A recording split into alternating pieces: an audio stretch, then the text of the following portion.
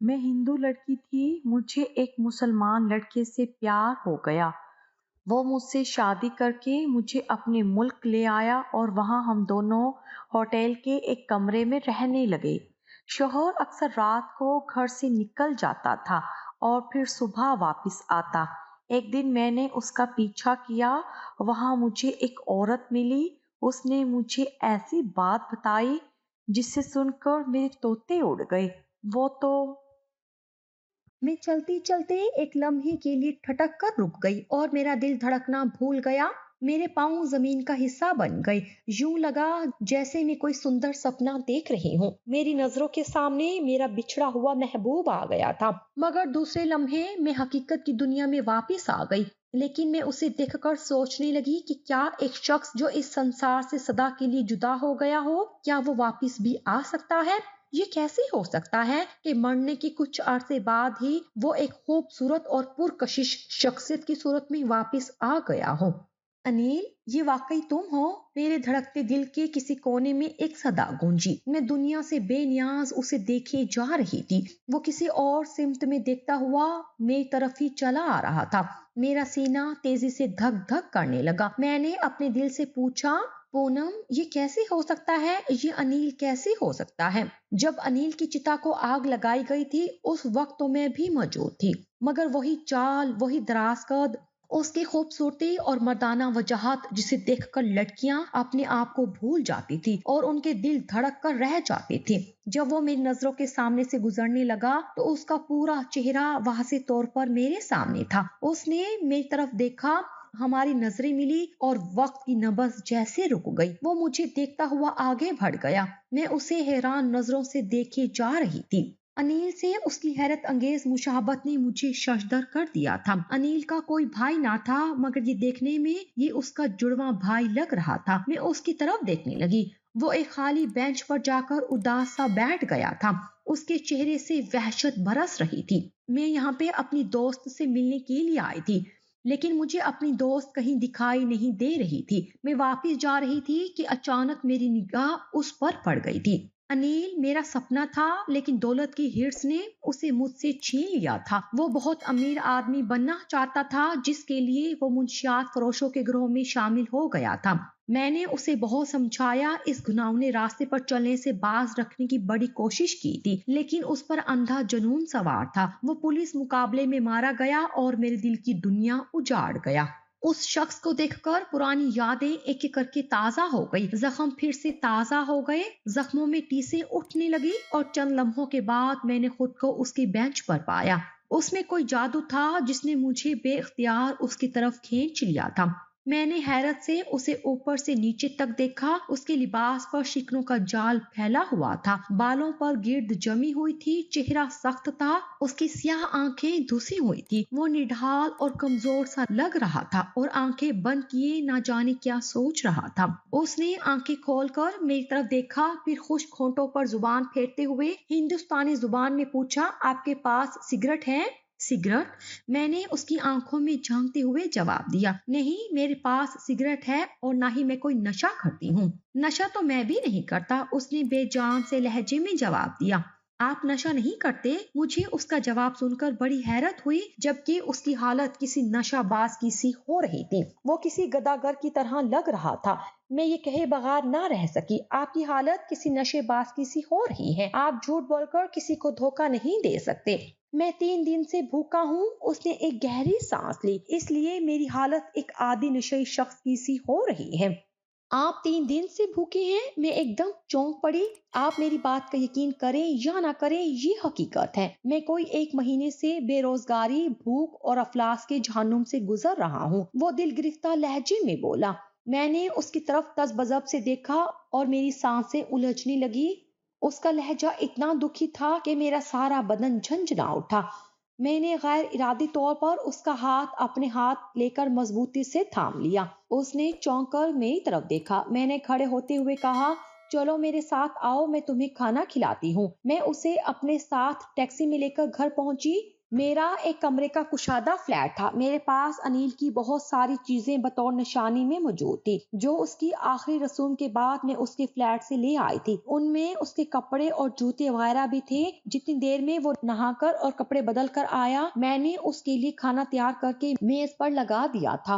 वो खाने पर जैसे किसी भूखे भेड़िए की तरह टूट पड़ा। वो वाकई जाने कब से भूखा था। उसने खूब सैर होकर खाना खाया। खाने से फरागत पाकर कॉफी पीते हुए उसने मेरी तरफ ममनूनियत और तशक्कुराना नजरों से देखते हुए कहा, मैं आपका ये एहसान सारी जिंदगी नहीं भूलूंगा। क्या मैं अपने मोहसिन का नाम पूछ सकता हूँ? इसमें एहसान की क्या बात है? मैंने अपना इंसानी फर्ज अदा किया है। मैं जेरे लब मुस्कुराई। मेरा नाम पूनम है और मेरा नाम फरहान बेग है। उसने अपना तारुफ कराते हुए मुसाफे के लिए अपना हाथ मेरी तरफ बढ़ाया। मैंने बड़ी गर्म जोशी से हाथ मिलाया। सच पूछिए तो आपने मुझे एक नई जिंदगी दी है। इस बुरे वक्त में मेरे हम वतनों और दोस्तों ने मेरा साथ छोड़ दिया। मुझे उनसे इस खुदगर्जी की तवक्को ना थी, जबकि आपसे मेरा कोई रिश्ता नाता नहीं है और ना ही आप मेरी हम मजहब हैं। इसके बावजूद इंसानियत का सबूत देकर मुझे बिन मोल खरीद लिया। काश मैं आपका ये एहसान उतार सकता। अब आप किसी और मौजू पर बात करें, मैंने शर्मिंदगी से कहा। अच्छा, ये कपड़े किसके हैं? क्या आपके भाई के हैं? उसने हैरत से दरियाफ्त किया। ये लिबास बिल्कुल मेरे नाक का है, मेरे एक दोस्त और हम वतन का है। मैंने उसे बताया। उसकी एक हादसे में मौत वाकई हो गई तो मैं उसकी बहुत सारी चीजें और कपड़े साथ लेती आई। मैंने दानिस्ता तौर पर यह नहीं बताया कि वो अनिल का हम शक्ल है। मैंने ऐसा क्यों किया, ये बात मैं खुद जानने से कासिर थी और मैं खुद भी तो नहीं जानती थी। अलबत्ता मैंने उसे अपने बारे में बड़ी तफसील से बताया था। मेरे माता पिता भारत के शहर इलाहाबाद के रहने वाले हैं। वो 20 वर्ष पहले आए तो यहीं के होकर रह गए, मगर वो एक वर्ष में 2-3 महीने के लिए भारत जरूर जाते थे, इसलिए कि मैं नानी के पास रहकर तालीम हासिल कर रही थी। जिस वक्त मैंने मैट्रिक किया था, नानी इस दुनिया से चली गई थी। फिर मैं वालदैन के साथ मुस्तकिल तौर पर यहाँ आ गई। 2 वर्ष कबल वो दोनों कार के एक हादसे में चल बसे। मैंने उनकी जिंदगी ही में अक़वाम मुत्तहिदा के लंदन दफ्तर में मुलाजमत कर ली थी, जो आज तक जारी है। मैं उसमें एक मुनासिब ओहदे पर तैनात हूँ। जिंदगी सुकून और इत्मीनान से बसर हो रही है। फरहान ने मुझे अपने बारे में बताया कि उसका ताल्लुक पाकिस्तान के शहर कराची से है। उसके दादा दादी और वालिद भी मुल्क के तकसीम होने के बाद कराची जाकर बस गए थे। वो अपना मुस्तकबिल बनाने के लिए माँ के जेवरात बेचकर किसी न किसी तरह लंदन का वीजा हासिल करके आ गया था। एक बरस तो उसने जैसे तैसे काट लिया। उसे 1.5 साल से कोई मुलाजमत नहीं मिल रही है। बेकारी ने उसे इस हाल को पहुंचा दिया था। मैंने उसे 100 पाउंड दिए और वादा किया कि उसकी नौकरी के लिए पूरी पूरी कोशिश करूंगी। वो रात 10 बजे तक मेरे फ्लैट में मेरे साथ रहा। उसकी शख्सियत अनिल से कहीं ज्यादा पुरवकार और सहर अंगेज थी। उसके ख्यालात बहुत बुलंद और अरफा थे। वो अपना मुस्तकबिल बनाने के लिए अनिल की तरह शॉर्टकट रास्ता इख्तियार नहीं करना चाहता था। उसका कहना था कि ऐसे शॉर्टकट रास्ते उसके जहन में भी थे, लेकिन उसने अपना जमीर बेचना गवारा नहीं किया। जब मैं सोने के लिए दराज हुई तो फरहान बेग के बारे में संजीदगी से सोचने लगी। मैंने उसे एक नफीस और खुददार शख्स पाया था। मैंने महसूस किया कि मैं उसकी जात की असीर हो चुकी हूँ। अनिल की मौत से मेरी जिंदगी में जो खला पैदा हुआ था, उसे फरहान बेग ही पूर कर सकता है। वो भी मेरे सलूक से बहुत मुतासिर हुआ था और 2-4 मुलाकातों में मजीद मुतासिर हो सकता था। मैंने उसे कई मर्तबा चोर नजरों से देखते हुए पाया था। मैं दफ्तर पहुंची तो उसका ख्याल मेरे दिलो दिमाग में पुरानी शराब के नशे की तरह छाया हुआ था। मैंने 1-2 मर्तबा सोचा भी कि फरहान बेग ना सिर्फ मुसलमान है बल्कि पाकिस्तानी भी है। मैं हिंदुस्तानी हूँ और मेरा ताल्लुक हिंदू धर्म से है। क्या हम दोनों की दोस्ती और मोहब्बत परवान चढ़ सकती है? कहीं ऐसा तो नहीं कि मजहब की दीवार हमारे दरमियान हाइल हो जाए। फिर मुझे ख्याल आया कि ये हिंदुस्तान और पाकिस्तान नहीं है, ये लंदन है। यहाँ हिंदू मुसलमान लड़के लड़कियाँ सिविल मैरिज करके घर बसा चुके हैं और उनकी औलादे भी हैं। अब ये सिलसिला और दराज होने लगा है। इसके अलावा यहाँ कोई रोक टोक और कानूनी पाबंदी नहीं है। एक हफ्ते के अंदर उससे मेरी 2-3 मुलाकातें हुई। मैंने उसकी माली मदद की। फिर मेरी कोशिश से उसे बहुत अच्छी जगह मुलाजमत भी मिल गई। उसके हालात यकसर बदल गए थे। फरहान बे की आमदोरफ्त मेरे यहाँ बढ़ गई। अब ऐसी कोई शाम ना गुजरती थी कि वो मुझसे मिलने ना आता। फिर हम दोनों सैर तफरी के लिए निकल जाते थे। अब तक हमने इजहार मोहब्बत नहीं किया था। एक हिजाब, फासला और पाकीज़गी की दीवार थी जिसके इजहार के लिए अल्फाज की जरूरत नहीं होती। हम अच्छे और मुखलिस दोस्त थे। मैंने उसकी बातों, हरकत और सकनात से महसूस किया था कि वो मुझसे शदीद मोहब्बत करने लगा है। मैं जैसे उसकी कमजोरी बन गई हूँ। मेरी उम्र 22 साल थी। मेरी रंगत सुर्खो सफेद थी। मेरा शुमार हसीन और जमील लड़कियों में किया जाता था। कई हिंदुस्तानी लड़के मुझसे दोस्ती, कुर्ब और शादी के ख्वाहिशमंद थे, लेकिन अनिल की मौत के बाद मैंने दिल में अहद कर लिया था कि अब मैं किसी से मोहब्बत करूंगी और ना ही शादी करके घर बसाऊंगी। मगर फरहान बेग ने मेरे इस अहद को तोड़ दिया था। वो मेरे मन के नेहा खाने में बस चुका था। उसकी इज्जत मेरे दिल में इसलिए भी बढ़ गई थी कि उसने 1.5 माह के अरसे में ऐसी कोई हरकत नहीं की थी जिसकी वजह से मुझे तकलीफ और तारुस का मौका मिलता। उसने खुद को मेरे साथ रेस्टोरेंट में कल्ब जाके रक्स करने तक महदूद रखा हुआ था। मैं उसे अपने साथ अपनी दोस्त की सालगिरह की पार्टी में ले गई थी। इस पार्टी में बेशतर हिंदुस्तानी लड़के और लड़कियां थी। वहाँ रानी भी आई हुई थी। वो यहाँ एक नाइट क्लब में डांस करती थी। खूबसूरत मर्द उसकी कमजोरी थे। वो मेरी दोस्त की कजन थी। वो उस रोज इंतहाई नामुनासिब लिबास में आई थी। पार्टी में शरीक मर्द उसे इस तरह देख रहे थे जैसे उन्होंने अपनी जिंदगी में किसी औरत को ना देखा हो। उसमें जो बेपनाह जिस्मानी कशिश थी वो बहुत कम लड़कियों में देखने में आती थी। उसने जो फरहान को देखा तो उस पर मन मिटी। वो पार्टी के इख्तिताम तक उसके साथ चिमटी रही और उसके साथ आखिर तक रक्स किया था। उस रोज फरहान अनिल का सबसे अच्छा, कीमती और नफीस सूट पहन कर आया था। 1.5-2 महीने में ही वो और ज्यादा दिलकश दिखाई देने लगा था। उस रोज वो ऐसा गजब ढा रहा था कि हर किसी की तवज्जो का मरकज बन गया था। वो खुद भी रानी से इस कदर मुतासिर हो गया था कि मुझे लिफ्ट तक नहीं करा रहा था। उसे रानी पर मेहरबान होता देखकर मेरे दिल में खंजर सा उतर गया। फिर वो दोनों अचानक पुरअसरार तौर पर कमरे से गायब हो गए तो जैसे जलती पर तेल गिर गया। किसी ने मुझे इशारे से बताया कि वो दोनों मेरी दोस्त के बेडरूम में हैं। मैंने अपनी दोस्त के बेडरूम पर जाकर दरवाजा सा खोलकर झांका तो सुन होकर रह गई और खामोशी से उल्टे कदमों लौट आई। मैं पार्टी के इख्तिताम पर फरहान को लेकर फ्लैट पर आई, फिर उस पर बरस पड़ी। दिल का गुबार निकल गया तो मैंने उसके सीने पर सर रख दिया और फिर बगैर किसी झिझक कर बोली, फरहान, मैं तुमसे शादी करना चाहती हूँ। शादी? क्या तुम मुझसे शादी करोगी? वो मेरी जुबान से शादी की बात सुनकर बे इंतहा खुश और सरशार सा हो गया। उसने मेरी आंखों में झांकते हुए कहा, मेरे ख्वाबो ख्याल में भी नहीं था कि मुझे मेरी मंजिल इतनी जल्दी मिल जाएगी। मैं इस वक्त अपने आप को दुनिया का खुशकिस्मत तरीन शख्स समझ रहा हूँ। मगर पूनम, उसके अल्फाज दम तोड़ गए। लहजा बुझ सा गया। चेहरे पर उदासी सी छा गई। मगर क्या? मैंने उसकी तरफ हैरत से देखा। उसकी परेशानी की वजह मेरी समझ में नहीं आई। इस शादी के बीच एक दीवार है जिसे गिराना मेरे बस में है और ना तुम्हारे बस में। वो अफसुर्दगी से बोला। कौन सी दीवार? मैंने धड़कते दिल से पूछा। मजहब की दीवार, उसने जवाब दिया। तुम हिंदू हो और मैं मुसलमान। तुम्हारे और मेरे मजहब वाले इस बात को बिल्कुल भी पसंद नहीं करेंगे। हमारी मोहब्बत हमारा पहला इम्तिहान ले रही है। मैंने संजीदगी से कहा, मोहब्बत आंधी होती है, इसका कोई मजहब और मुल्क नहीं होता है। जब मैंने तुम्हें पहली मर्तबा देखा था तो एक इंसान की नजर से तुम्हें पसंद किया, एक इंसान को चाहा। मैंने ये नहीं सोचा कि मैं हिंदू हूँ, मैंने ये नहीं देखा कि तुम मुसलमान हो। तुमसे मोहब्बत हो गई। तुम मेरा ख्वाब, मेरी जिंदगी, तुम मेरा वजूद हो फरहान। मैंने लम्हे भर के लिए तवक्कुफ किया क्योंकि मेरे सीने में सांसों का तलातुम हिचकोले खा रहा था। मैं जज्बाती हो रही थी। फिर बोली, मेरे दिल ने कभी ये नहीं सोचा कि तुम कौन हो। बस तुमसे मेरी मोहब्बत का रिश्ता हो गया, एक गहरा और पाकीज़ा। फिर मेरी जुबान पर एक सवाल आ गया, क्या तुम मेरी खातिर, मेरी मोहब्बत की खातिर अपना मजहब नहीं छोड़ सकते? मुझे पाने के लिए एहसार कर सकते हो? मैं तुम्हारी खातिर अपनी जान दे सकता हूँ लेकिन अपना मजहब नहीं छोड़ सकता।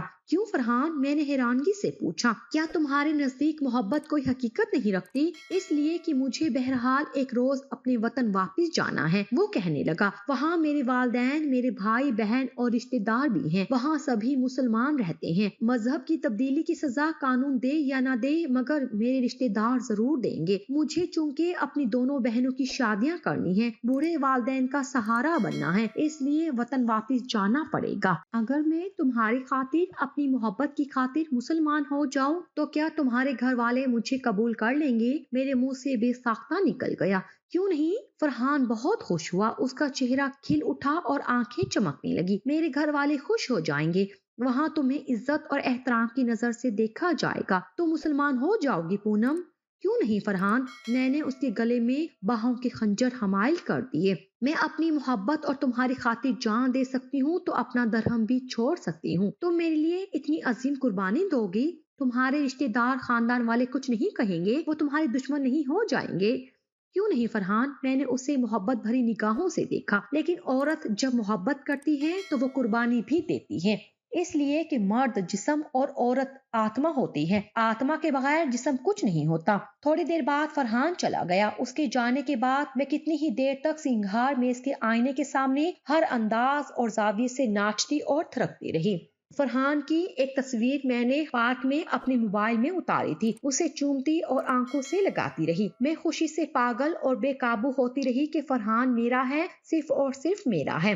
میں نے اس کے سر پر چڑھا ہوا رانی کا جادو اتار دیا تھا۔ جب میں سونے کے لیے بستر پر لیٹی تو میرے دل کے کسی کونے میں ایک انجانی آواز آئی، پگلی تو نے اپنی زندگی کا سب سے بڑا فیصلہ جذبات کی رو میں بہہ کر لیا۔ تو نے کیسے سوچ لیا کہ تیری اس سے شادی ہو جائے گی؟ کیا تیرے رشتے دار اور خاندان والے اس شادی پر چپ ہو جائیں گے؟ کیا تجھے تیرے دھرم کے لوگ زندہ چھوڑ دیں گے؟ یہ سوچا ہے تو نے؟ احمق، اب بھی وقت ہے، اس سے شادی کرنے سے انکار کر دے، انکار کے ہزار بہانے تجھے مل جائیں گے۔ خوب اچھی طرح سوچ لے، جذبات کی رو میں مت بہ۔ فرحان نے جب سے میری زندگی میں قدم رکھا تھا، میری سوچ ایک عام اور روایتی عورت کی طرح ہو گئی تھی۔ انیل کے اس سنسار سے چلے جانے کے بعد اس کا وجود مجھے فرحان کی صورت میں ملا تھا۔ میں اس کے وجود کو کھو دینے کا تصور بھی نہیں کر سکتی تھی۔ میں باغی اور سرکش ہو گئی تھی۔ اب میں اس محبت بھرے راستے پر اتنی دور آ گئی تھی کہ واپسی کا کوئی راستہ نہیں رہا تھا۔ وہ میرا درہم بن گیا تھا، اب میں اسے کسی قیمت پر چھوڑ نہیں سکتی تھی۔ آخر میں بھی تو ایک عورت ہوں، کیا اپنے محبوب کو پانے کے لیے اپنا درہم نہیں چھوڑ سکتی؟ جمعہ کے روز مجھے فرحان ایک عالم دین کے گھر لے گیا۔ ان کا نام دین محمد تھا۔ ان کی عمر 70 برس کی لگ بھگ ہوگی۔ وہ بڑی بھاری شخصیت کے مالک تھے۔ ان کے نورانی چہرے پر ایک ایسا جاہو جلال تھا کہ میں ان کی ذات سے مرعوب اور متاثر ہوئے بغیر نہ رہ سکی۔ جب انہوں نے اچھی طرح تسلی کر لی کہ میں بغیر کسی لالچ، جبر اور زبردستی اور دھمکی سے نہیں بلکہ اپنی رضا سے مسلمان ہونا چاہتی ہوں، تو وہ بہت خوش ہوئے۔ انہوں نے مجھے کلمہ پڑھایا۔ اس طرح میں نے ان کے ہاتھ پر اسلام قبول کر لیا اور مسلمان ہو گئی۔ انہوں نے مجھے کچھ اسلامی لٹریچر دیا اور ایک کلام پاک جو عربی زبان میں تھا اور ترجمہ اردو میں۔ انہوں نے مجھے ہدایت کی کہ میں ان کا مطالعہ کرتی رہوں تاکہ دین اسلام کو سمجھنے میں بڑی آسانی ہو۔ انہوں نے میرا اسلامی نام راحیلہ رکھا جو مجھے بے حد پسند آیا۔ مجھے مسلمان ہو کر نہ صرف خوشی ہوئی بلکہ میرے دل کو طمانینت اور روح نے ایک عجیب سی سرشاری بھی محسوس کی تھی۔ مجھے ایسا محسوس ہوا کہ جیسے میں نے اپنے آپ کو سیدھے راستے پر ڈال کر دنیا کی انمول شے پا لی ہے۔ میں نے شادی کرنے میں 25-30 دن کی تاخیر کر دی کیونکہ میں شادی کے بعد ہنی مون منانے انگلینڈ سے باہر جانا چاہتی تھی۔ میرے دل میں فرانس، جاپان اور جرمنی کی سیر و سیاحت کی بڑی تمنا تھی۔ فرحان کے اخراجات بھی مجھے ہی ادا کرنے تھے۔ اس غریب کے پاس تھا ہی کیا؟ میرے پاس 30,000 پاؤنڈ تھے جو میرے خیال میں ناکافی تھے کیونکہ ہم دونوں کو خریداری بھی کرنی تھی۔ میں نے بہت سوچ بچار کے بعد اپنے والد کا جو فلیٹ کرائے پر اٹھا رکھا تھا اسے بیچنے کا فیصلہ کر لیا۔ بس میرے سر پر ایک دھن سوار تھی جو میں ہر قیمت پر پورا کرنا چاہتی تھی۔ ادھر میرے تبدیلی مذہب کی خبر میرے رشتہ داروں، دوستوں اور ملنے والوں میں جنگل کی آگ کی طرح پھیل گئی۔ دوستوں نے ناک بھویں چڑھائیں، رشتہ داروں نے مجھ سے کنارہ کشی اختیار کر لی، مگر مجھے کسی کی پرواہ نہیں تھی۔ میں ایک خود مختار لڑکی تھی، سیاہ اور سفید کی مالک، میرا کوئی کچھ بگاڑ نہیں سکتا تھا۔ پھر جمعہ کو نماز عصر کے بعد ایک چھوٹی سی سادہ اور پروقار سی تقریب میں فرحان سے میرا نکاح ہو گیا۔ میرا نکاح مولانا دین محمد نے ہی پڑھایا تھا جن کے ہاتھوں پر میں نے اسلام قبول کیا تھا۔ سہ پیر کی فلائٹ سے ہم دونوں پیرس کے لیے روانہ ہو گئے۔ ہنی مون کا آغاز میں نے پیرس سے کرنے کا فیصلہ کیا۔ فرحان کی بھی بڑی خواہش تھی کہ پہلے پیرس چلا جائے۔ ایک اعلیٰ درجے کے ہوٹل میں ہمارے لیے ایک کمرہ بک ہو چکا تھا جو کسی شاہی محل کی خلوت گاہ سے کم نہیں تھا۔ سہاگ کی پہلی رات میں ایک روایتی مشرقی دلہن کی طرح پلنگ پر سکڑی سمٹی گٹھڑی سی بنی اور ایک لمبا سا گھونگھٹ نکال کر بیٹھ گئی۔ فرحان نے میرا گھونگھٹ الٹنے کے بعد مجھے منہ دکھائی میں ایک خوبصورت سی سونے کی انگوٹھی دی جو میرے لیے بڑی قیمتی، انمول اور یادگار تھی۔ میں اسے پا کر اتنی خوش تھی کہ اس کے اظہار کے لیے میرے پاس الفاظ نہ تھے۔ مجھے ایسا محسوس ہو رہا تھا کہ میرا وجود اب میرا نہیں رہا، میں اپنے آپ سے بیگانہ ہو چکی تھی۔ فرحان کی محبت کا خمار ذہن سے اترتا نہیں تھا۔ 2 مہینے بعد ہم لندن واپس آ گئے۔ یہاں آ کر میں نے عملی زندگی کا آغاز کیا۔ فرحان بھی مجھ سے کہیں زیادہ خوش تھا۔ اس کی محبت میں روز ہی ایک نئی گرم جوشی اور جذبات میں شدت محسوس کرتی تھی۔ میں نے خواب و خیال میں بھی نہیں سوچا تھا کہ زندگی اتنی حسین اور اتنی پیاری ہو جائے گی۔ فرحان میرے لیے ایک بہترین ہمسفر ثابت ہوگا۔ 6 مہینے کا عرصہ پلک جھپکتے گزر گیا۔ میں نے جس کمپنی میں فرحان کو ملازمت دلوائی تھی وہ گردش میں آ کر مالی مشکلات کا شکار ہو کر دیوالیہ ہو گئی تھی، تو اس کی ملازمت جاتی رہی تھی۔ وہ پھر سے بے روزگار ہو گیا تھا۔ اسے ملازمت کی بڑی فکر تھی۔ نوکری چھٹ جانے کا اسے بہت غم تھا۔ دراصل ہر ماہ اسے گھر کے اخراجات کے لیے ایک مخصوص رقم بھیجنا ہوتی تھی جو اسے تنخواہ ملتی تھی۔ اس میں سے وہ 10% اپنے پاس رکھ کر باقی رقم اپنے گھر بھیج دیتا تھا۔ یہاں اسے زیادہ رقم کی ضرورت نہ ہوتی تھی کہ اس کے سارے اخراجات میں ہی اٹھاتی تھی۔ وہ چاہتا تھا کہ جب تک اسے اچھی ملازمت نہیں مل جاتی وہ کسی ہوٹل میں کام کر لے۔ ہوٹل میں برتن دھونے کا کام آسانی سے مل جاتا تھا اور اجرت بھی معقول، اس سے گزارا بآسانی ہو سکتا تھا۔ لیکن مجھے یہ بات پسند نہیں تھی کہ وہ اس قسم کی جاب کرے۔ لندن میں بے روزگاری تیزی سے بڑھ رہی تھی۔ اچھی ملازمت کا ملنا مشکل ہوتا جا رہا تھا۔ اس کی وجہ یہ تھی کہ باہر سے بہت لوگ تلاش معاش کے لیے آ رہے تھے۔ یہاں لیبر جاب کی کوئی کمی نہ تھی۔ وہ کوئی 4 ماہ تک بیکار رہا۔ اس عرصے میں اسے ہر ماہ گھر بھیجنے کے لیے 200 پاؤنڈ دیتی رہی تھی۔ اس کی ذاتی اخراجات بھی برداشت کرتی رہی۔ کبھی اسے اس بات کا احساس ہونے نہیں دیا تھا کہ وہ اور میں الگ الگ ہیں۔ میری ہر چیز اس کی ہے، میں اس کی ملکیت ہوں۔ میرے لیے اس کے اور اس کے گھر کے اخراجات برداشت کرنا مشکل نہ تھا۔ میری تنخواہ بہت اچھی تھی اور اس کے علاوہ میرا بینک بیلنس بھی بہت تھا۔ آخر میری ہی کوششوں سے اسے بہت اچھی جاب مل گئی تھی۔ تنخواہ بھی بہت اچھی تھی، سہولتیں بھی توقع سے زیادہ تھی۔ ادھر لندن میں نسلی فسادات زور پکڑ گئے۔ میں اسے سختی سے تاکید کرتی کہ کوشش کر کے جلد از جلد دفتر سے گھر پہنچ جایا کرے۔ ہم نے شام کو گھر سے نکلنا بھی بند کر دیا۔ ایک روز ایسا ہوا کہ گورے بدماشوں نے مجھے اغوا کرنے کی کوشش کی، لیکن پولیس کی وجہ سے ان کی کوشش ناکام ہو گئی۔ اس واقعے نے مجھے دہشت زدہ اور بہت ہراساں کر دیا تھا۔ میرے دل میں خوف سا بیٹھ گیا تھا۔ بہرکیف اس روز سے میں بے حد محتاط ہو گئی تھی۔ چند دنوں سے نسلی فسادات کچھ زیادہ ہی بھڑک اٹھے تھے۔ لڑکیوں کو اغوا کر کے انہیں اجتماعی زیادتی کا نشانہ بنایا گیا تھا اور بچوں کو وحشیانہ طور پر قتل کر دیا گیا تھا۔ کشیدگی تھی کہ برابر بڑھتی جا رہی تھی۔ حالات اس لیے قابو میں نہیں آ رہے تھے کہ پولیس جانبداری کا مظاہرہ کر رہی تھی۔ ان حالات کے پیش نظر فرحان نے یہ تجویز پیش کی کہ کیوں نہ ہم پاکستان جا کر مستقل سکونت اختیار کر لیں۔ وہاں ایک اشتہاری کمپنی، چائنیز ریسٹورنٹ یا باربیکیو کھول لیں گے۔ میری اسے کوئی بات ڈھکی چھپی نہیں تھی۔ میں اسے بتا چکی تھی کہ میری تنخواہ کتنی ہے، بینک بیلنس بھی کتنا ہے، میرا فلیٹ کس مالیت کا ہے، میری مالیاتی پوزیشن بہت مستحکم ہے۔ میں نے فرحان کی خوشی کی خاطر اس کی تجویز مان لی۔ یوں بھی میں یہاں کی آزادانہ زندگی اور معاشرے سے اتار چکی تھی۔ اس کی وجہ میرے رشتے دار بھی تھے جو میرے مسلمان ہونے پر نالاں تھے اور مجھے نفرت اور حقارت کی نظروں سے دیکھتے تھے۔ میرے اندر مسلمانوں اور اسلام سے محبت پیدا ہو گئی تھی۔ دفتر میں ایک نو عمر مسلمان مقامی خاتون تھی جس نے مجھے اسلام کی خوبیوں سے آگاہ کیا اور میری رہنمائی کرتی تھی۔ میں نے اپنا فلیٹ بیچا اور ملازمت سے استعفیٰ دے دیا۔ مسٹر جان کو میرے ملازمت چھوڑنے کا بڑا دکھ تھا۔ وہ اس دفتر کے انچارج تھے، تاہم انہوں نے مجھ سے کہا تھا کہ اگر میں کسی وجہ سے لندن واپس آؤں تو ان سے ضرور ملوں۔ وہ مجھے پھر سے سابقہ ملازمت اور عہدے پر تعینات کر دیں گے۔ میں پاکستان جا رہی تھی تو بہت خوش تھی کہ اسلام نے عورت کو بڑی عزت، اہمیت، مقام اور تحفظ دیا ہوا ہے۔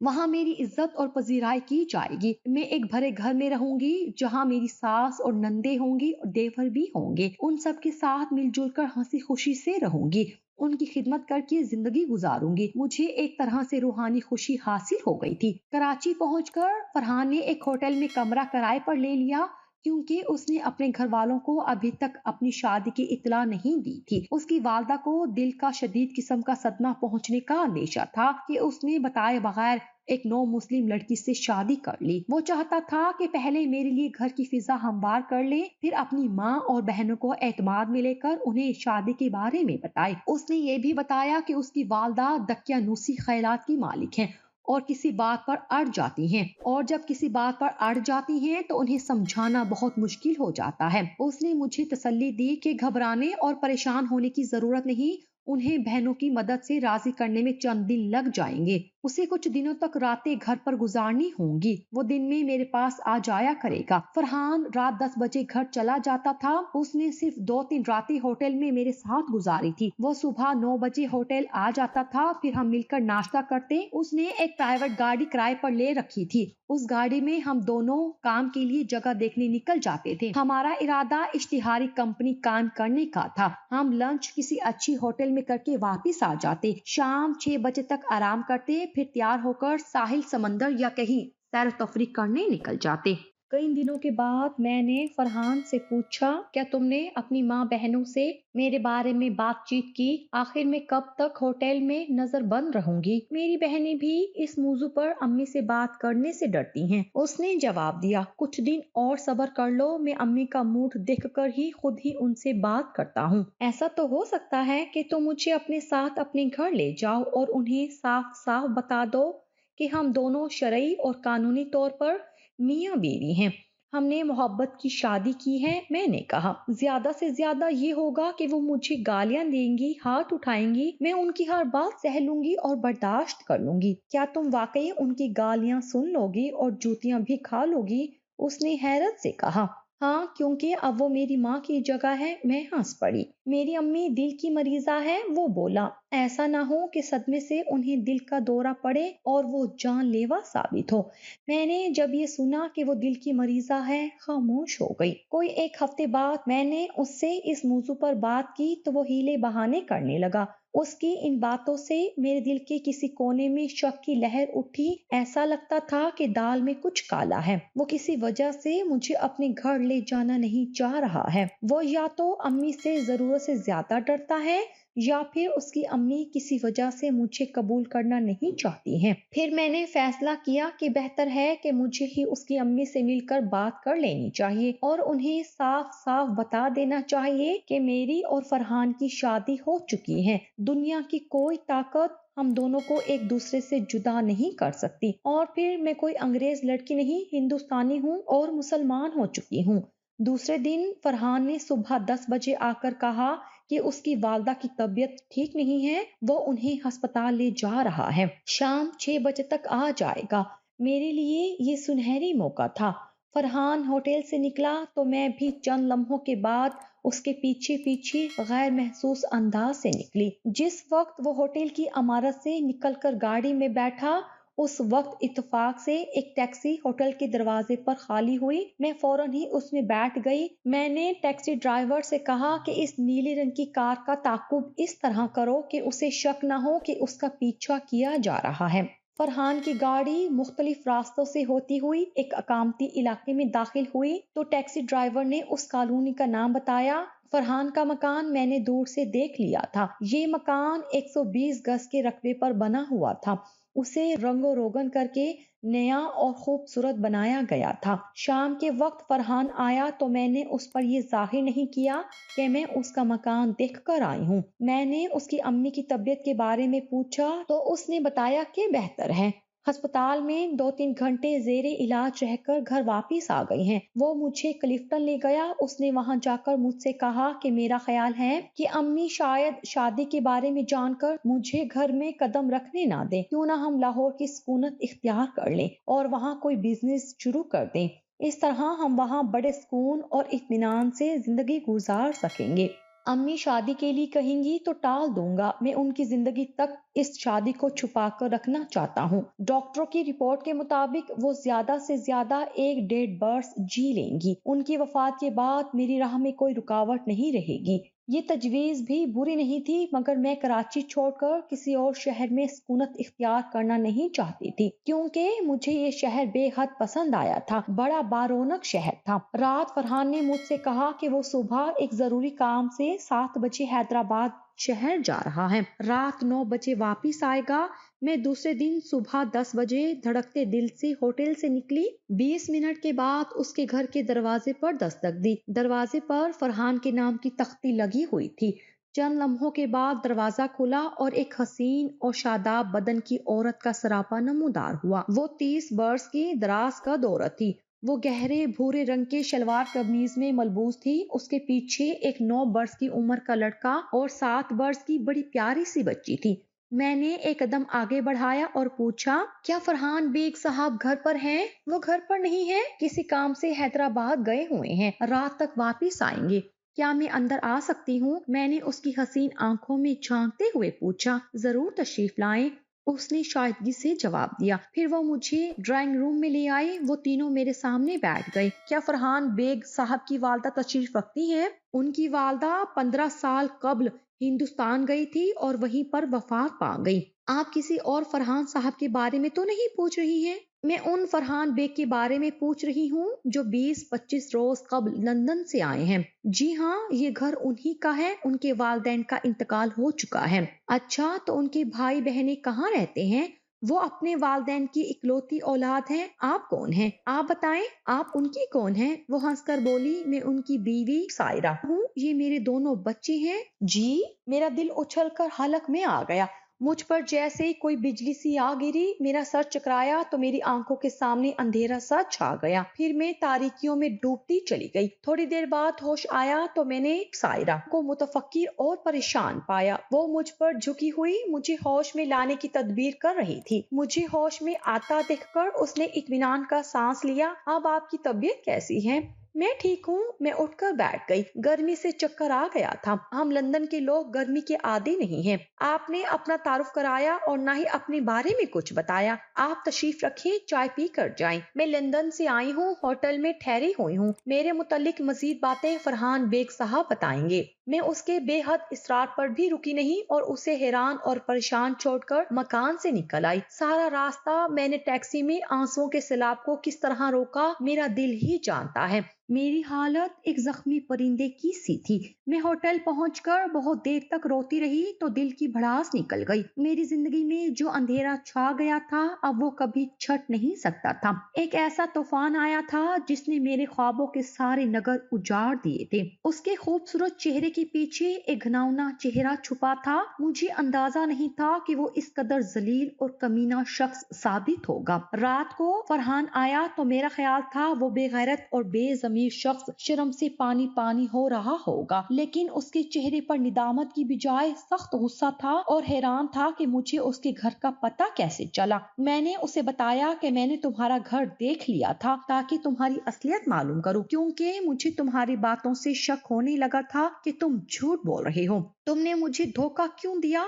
उस बेशरम और बेगैरत शख्स ने कहा कि मैंने ये सब अपनी बीवी और बच्चों के मुस्तकबिल के लिए किया था, क्योंकि तुम्हें एक खूबसूरत मर्द की आरजू थी जो मैंने पूरी कर दी। मुझे तैश आ गया। मैंने उसे खूब गालियां दी। वो मेरी गालियां सुनकर मुश्ताइल हो गया और बर्दाश्त न कर सका और मेरे मुंह पर थप्पड़ दे मारा। मैंने उसे मारने के लिए छुरी उठा ली तो उसने मुझे कमीनी और तवाइफ कहा और कहा कि मैं वापिस चली जाऊं। जब मैंने अपनी रकम का मुतालबा किया तो उसने कहा कि रकम को भूल जाओ, अलबत्ता एक ऐसी चीज दे रहा हूँ जो तुम्हें मुझसे सदा के लिए आजाद कर देगी। ये कहकर उसने मुझे जुबानी तलाक दी और चला गया। होटल के मैनेजर ने मुझे बताया, आपने जो 60,000 की रकम जमा करवाई थी तमाम इखराजात निकाल कर अब सिर्फ 12,000 रह गए हैं। मजीद कयाम करना है तो 20,000 जमा करा दे। मेरे पास 20,000 पाउंड के ट्रेवलर्स चेक थे। फरहान ने एक दो मर्तबा कहा था कि कैश करा लो। मैंने किसी वजह से कैश नहीं करवाए थे। मैंने दूसरे दिन 1,000 पाउंड कैश करवाकर 20,000 की रकम होटल में जमा करवा दी। मैं उस कमीने से महर की रकम भी वसूल करना चाहती थी जो 10,000 पाउंड थी। ये पाकिस्तानी करेंसी में बहुत बड़ी रकम थी। होटल में मेरे कमरे के बराबर एक खातून वकील का दफ्तर था। वो बड़ी माहिर वकील थी। उनके मशवरे की फीस सिर्फ 20,000 थी। मेरे पास रकम की कोई कमी नहीं थी। मैनेजर ने बताया था कि वो कोई भी केस लड़ने की फीस 1 लाख से कम नहीं लेती। मुझे इखराजात की फिक्र और परेशानी नहीं थी। मैंने 20,000 मशवरे की फीस अदा करके उन्हें अपनी राम कहानी सुनाई। वो मेरी दुख भरी कहानी सुनकर बड़ी मुतासिर हुई। उन्होंने एक औरत होने के नाते मुझसे गहरी हमदर्दी का इजहार किया। उन्होंने कहा, तुम्हें शरई तौर पर तलाक हो चुकी है, अलबत्ता उस शख्स को दी हुई रकम की बाजियाबी के लिए कोशिश की जा सकती है।